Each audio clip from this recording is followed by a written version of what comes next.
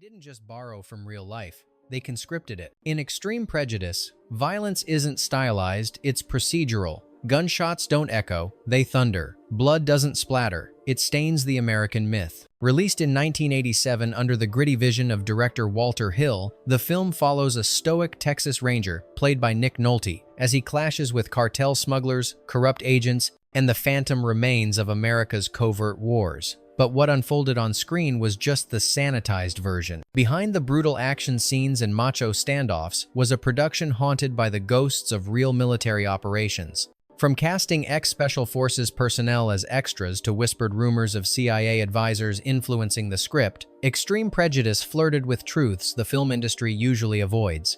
It was a neo-Western with camouflage instead of cowboy hats, and it hit closer to classified reality than anyone expected. The MPAA wasn't amused. The original cut nearly earned an NC-17, not for sex or sensationalism, but for violence that felt too real. Entire sequences were re-edited, and others vanished altogether. Some say those cuts made the final film feel restrained. Others claim that was the point. This wasn't just another 80 seconds action flick. It was an operation disguised as cinema, a high-caliber morality tale wrapped in ballistic dialogue and buried loyalties. These are 20 weird facts you didn't know about Extreme Prejudice. Fact shown: the cast included real covert operatives. They weren't just playing soldiers. Some of them were soldiers, and not the kind that wore name tags. Among the hired guns in Extreme Prejudice was a curious assortment of men with hardened stares, terse movements, and silence that came too naturally. These weren't actors trained in Hollywood, they were former U.S. Special Operations personnel, brought in not only to portray soldiers, but to advise on how they moved, spoke, and even died. Their presence gave the film an eerie precision, especially in scenes involving tactical assault and body language during firefights. Director Walter Hill allegedly requested a level of realism that only those with real-world combat experience could provide. He wasn't interested in Rambo-style spectacle. He wanted the subtle, methodical lethality of trained killers. And he got it. During production, extras were reportedly corrected by these real operatives for holding their rifles like TV cowboys instead of black ops professionals. But here's where it gets murky. Some of these men never appeared on call sheets. Some names were pseudonym, and at least one actor later vanished from the industry entirely. No interviews, no film credits, just a blank file. Was it method acting or something else? What happens when the line between advisor and operative blurs, and you bring ghosts of classified missions onto a movie set? Fact #2. The original cut was deemed too militaristic for theaters. The MPAA wasn't just concerned with blood, they were concerned with intent. When Walter Hill submitted his first cut of Extreme Prejudice, the ratings board didn't merely balk at the violence, they reacted to the tone. The film didn't glorify combat, but it treated it with a calculated coldness, mirroring real military engagements rather than theatrical gunplay.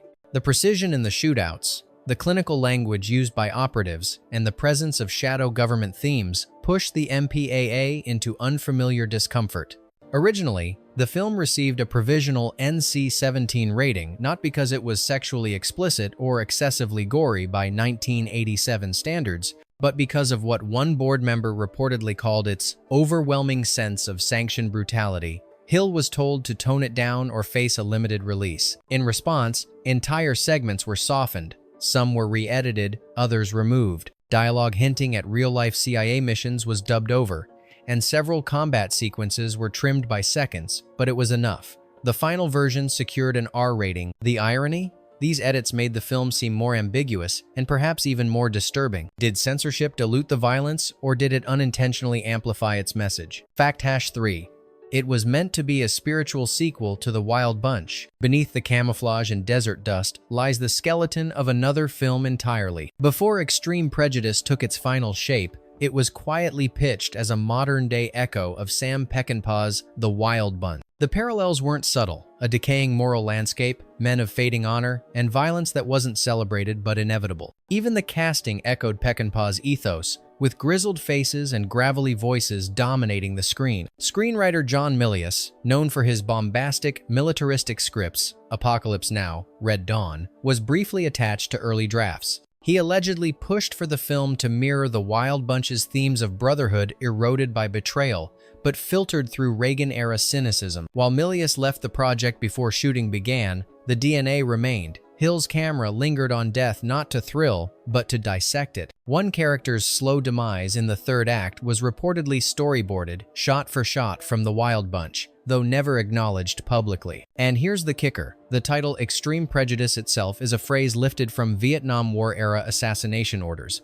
It doesn't just hint at violence, it defines it. Was Hill paying homage to a cinematic ancestor or reviving a ghost that Hollywood wasn't ready to confront? Fact #4. Powers Booth was almost replaced by a real federal agent. Powers Booth played Cash Bailey with unsettling charm, a former friend turned drug kingpin with a silver tongue and dead eyes. But early in pre-production, Booth's casting came under scrutiny, not because he couldn't handle the role, but because someone else had been lobbying for it.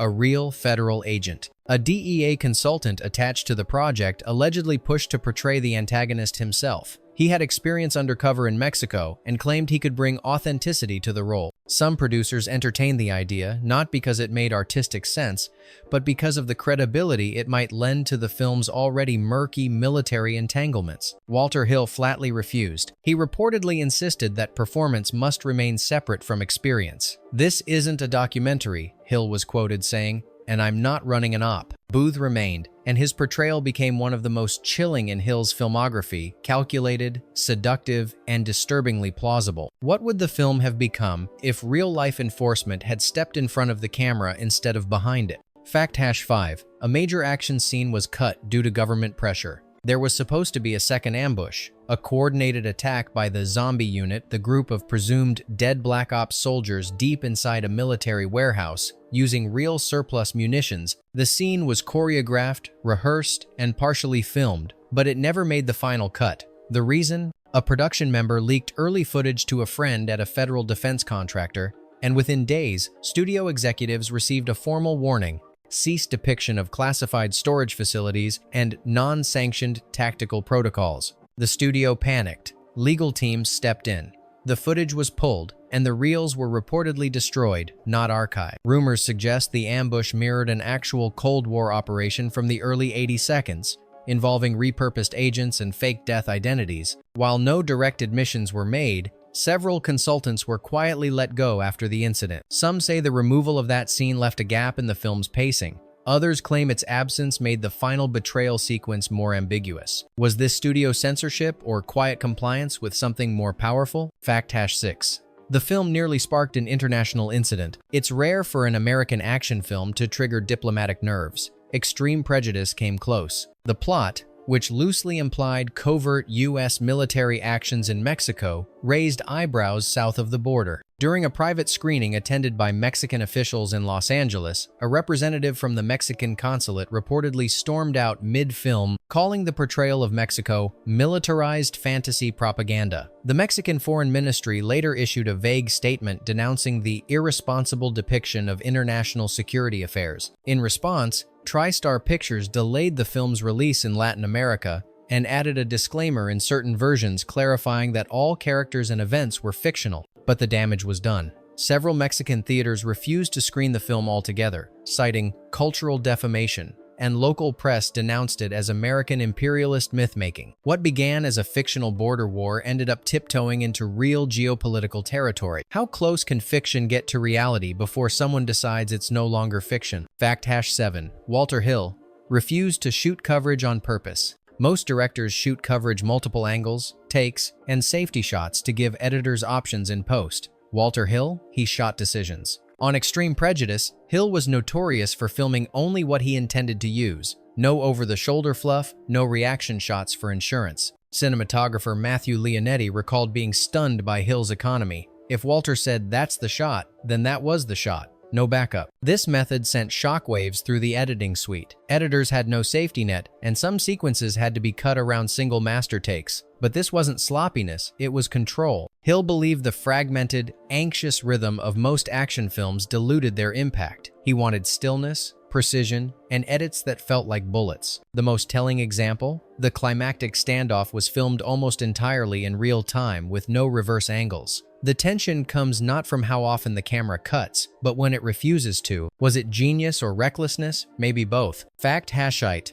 Nick Nolte trained with a real Texas Ranger who had killed. To play the stoic and weathered Ranger Jack Benteen, Nick Nolte didn't just study law enforcement, he shadowed it. In preparation for the role, Nolte was paired with a real-life Texas Ranger known only as ML, a man with confirmed kills and decades of experience along the border. Nolte reportedly rode with him for a week, attending interrogations, stakeouts, and even a live raid. The Ranger, by all accounts, wasn't interested in showmanship. He was quiet, observant, and cold. Nolte later said the Ranger never raised his voice, never bragged, and never missed. Their time together had a lasting effect. Several of Nolte's gestures in the film, his deliberate pauses, the slow adjustment of his hat, the way he holsters his weapon were direct imitations. The Ranger even visited the set once, watched a scene in silence, and nodded once. That was all the feedback Nolte needed. Method acting is one thing. Shadowing a man who's pulled the trigger in real life? That's a different level of immersion. Fact #9. The zombie unit concept was inspired by a real program. The plot twist in Extreme Prejudice, a covert military unit composed of men officially listed as killed in action, wasn't just fiction. It was a dramatized echo of a very real Cold War-era black project. Known only by codename in redacted documents, Project Rebirth reportedly involved repurposing soldiers presumed dead and assigning them to deniable operations abroad. These operatives had no official identity, no access to benefits, and no family contact. If captured, they were considered ghost assets. Screenwriter Harry Kleiner came across whispers of this program while researching U.S. border intelligence policies. He and Hill built the zombie unit around the eerie concept of men whose deaths were patriotic lies used to keep them alive just long enough to kill again. Several military historians who saw the film remarked on the accuracy of the chain of command dynamics and the psychological toll such a program would inflict. The scariest part? No one has ever come forward to confirm or deny if Project Rebirth was real. When fiction aligns this closely with redacted truth, is it still fiction, or is it a confession in disguise? Fact #0. A secret scene was only screened once then locked away. There's a scene in Extreme Prejudice that almost no one has seen, and that might be exactly how the studio wanted it. According to multiple crew reports, an alternate ending was shot in the early days of production. This version depicted Nick Nolte's character executing a high-ranking U.S. official during a secretive desert meeting, a brutal reversal that reframed the film from border shootout to deep state betrayal. The scene was said to be chillingly quiet, with no score, no dramatic buildup, just a betrayal resolved with a single, silenced shot. The footage was reportedly screened once for TriStar executives in a private viewing room. What followed was a swift and unexplained directive: destroy the reel. The official reason? Narrative inconsistency, but whispers on set suggested something else. Pressure from unnamed advisors who felt the scene was too provocative, too close to exposing covert power structures. To this day, no known copy exists, but several crew members claim the moment was Hill's boldest statement, one the world wasn't allowed to hear. Was this censorship or the erasure of something more dangerous? Fact #9.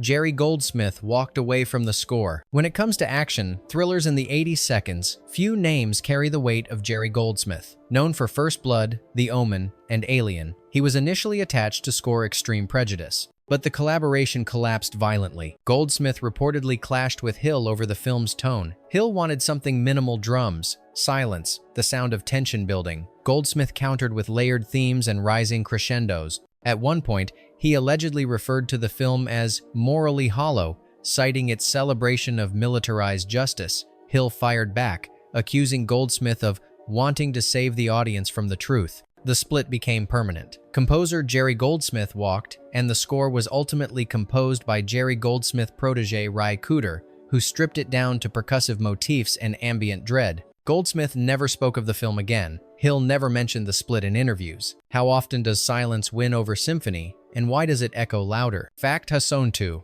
The film's title came from a real assassination order: terminate with extreme prejudice. It's one of the most chilling phrases in American intelligence jargon used to describe deniable killings ordered by state powers. And it's not fiction. The phrase was first documented during the Vietnam War, appearing in internal CIA memos related to Operation Phoenix, a program responsible for the assassination of suspected Viet Cong operatives. The wording was deliberately euphemistic, cloaking murder in bureaucratic banality. Walter Hill didn't invent the phrase, he appropriated it. He later admitted that the title Extreme Prejudice was meant to reframe the action genre in terms of political consequence. "I didn't want good guys and bad guys," he said. "I wanted sanctioned killers questioning their own orders." By naming the film after a covert kill directive, Hill turned the audience into silent participants, observers in a world where justice, revenge, and patriotism were all painted in the same color of blood. So the question isn't what extreme prejudice means, it's who gets to decide when it's justified. Fact Hasson 3. Michael Ironside's role was originally meant for another horror icon. Michael Ironside brought a cold, surgical menace to the role of Major Paul Hackett, the leader of the supposedly dead Spec Ops team. But his character's intensity wasn't born on the page. It was born from necessity. The role was originally offered to Tom Atkins, the horror mainstay best known for The Fog and Halloween 3. Atkins had verbally agreed to join the cast before backing out 2 weeks before production began. The reason? Creative disagreements over how violent and amoral the character was written. According to a crew member, Atkins allegedly said, "This guy doesn't break, he's already broken. That's not someone I want to be." Enter Ironside. Fresh off Scanners and Top Gun, he stepped into the role with little time to prepare, but that urgency became his fuel. He stripped the character down to a set of cold instincts, delivering lines with the emptiness of a man long resigned to being expendable. Hill allowed him to improvise several lines, including one now notorious exchange, "Dead men don't answer to Congress." Would Atkins have played it more morally conflicted? Maybe. But Ironside made sure Hackett didn't ask questions because the answers would have required a conscience. Fact Hasson 4. The border town was a purpose-built ghost city. That dusty, sun-scorched border town where much of Extreme Prejudice takes place? It didn't exist until TriStar built it. Instead of shooting in a real Texas town, the production team opted to construct an entire mini-city near El Paso from the ground up. This allowed Hill to control everything: street layout, building angles for lighting, even where dust would naturally collect on windows. The town was designed not just for aesthetics, but tactical realism.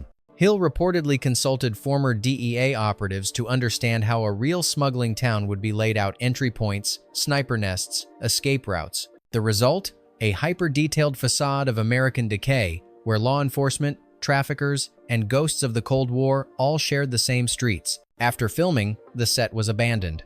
Over the years, it's been used by law enforcement for training exercises and, according to urban explorers, even served as a temporary base for Border Patrol simulations. It was a fictional town, built to feel like a forgotten memory, one that never really disappeared. Fact Hasson 5. A real gunfight broke out near the set, and the cameras kept rolling. During production, the line between fiction and reality collapsed in a way no one expected. While shooting a nighttime scene just outside the constructed border town, the crew heard distant gunfire, at first assumed to be sound effects or a second unit rehearsing. But the sound grew louder, popping became cracking. Cracking became automatic. Within minutes, real bullets were flying less than a mile from the perimeter. It wasn't cartel violence or a stunt gone wrong. It was a live dispute between two groups of local smugglers. Law enforcement had been surveilling the area for weeks and descended on the scene almost immediately, resulting in multiple arrests. But here's the twist. The crew kept filming. According to a gaffer, Hill shouted, "Don't cut unless it hits the lens." None of the footage made it into the final film legally. It couldn't. But some of it, crew members claim, was used to redesign the chaos of the final firefight sequence. So when you watch that ending and feel something disturbingly real in the way people run, duck, and react, maybe it's because they'd already rehearsed it in real life. Fact Hashanix. The US Army asked to review the script twice. Before a single frame was shot, Extreme Prejudice attracted attention from an unlikely source: the US military. According to leaked production memos, the Department of Defense's Film Liaison Office requested access to early drafts of the script. Their stated reason: to ensure appropriate and non-misleading representation of military personnel and operations. But insiders suspected more.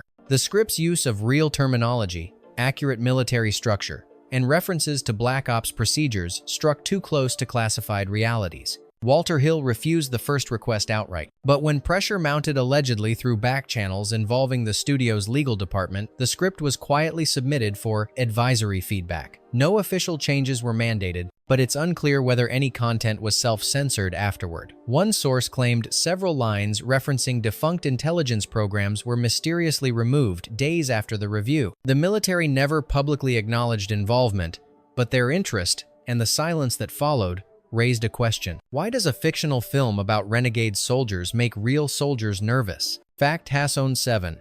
The opening scene was reshot after a test audience panic. Originally, Extreme Prejudice opened with a visceral execution sequence. A border agent tied to a chair, interrogated by cartel operatives, and shot point-blank cut with flashbacks of his childhood in uniform. It was meant to be disorienting, emotional, and bleak. But at the first test screening, something unexpected happened. Several viewers walked out, not because of the violence itself, but because the scene felt too real.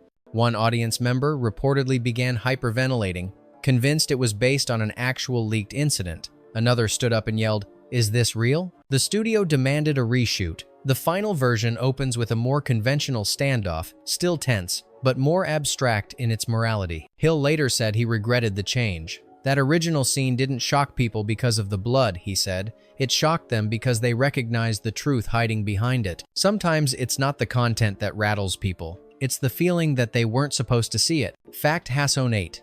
A former CIA operative claimed the film hit too close. In a rare 1990 interview published in a now-defunct intelligence journal, a former CIA field officer made an offhand comment about Extreme Prejudice, one that gave the film an afterlife in conspiracy circles. The officer, referred to only as GR, was asked whether Hollywood ever came close to revealing operational methods. His reply was chilling.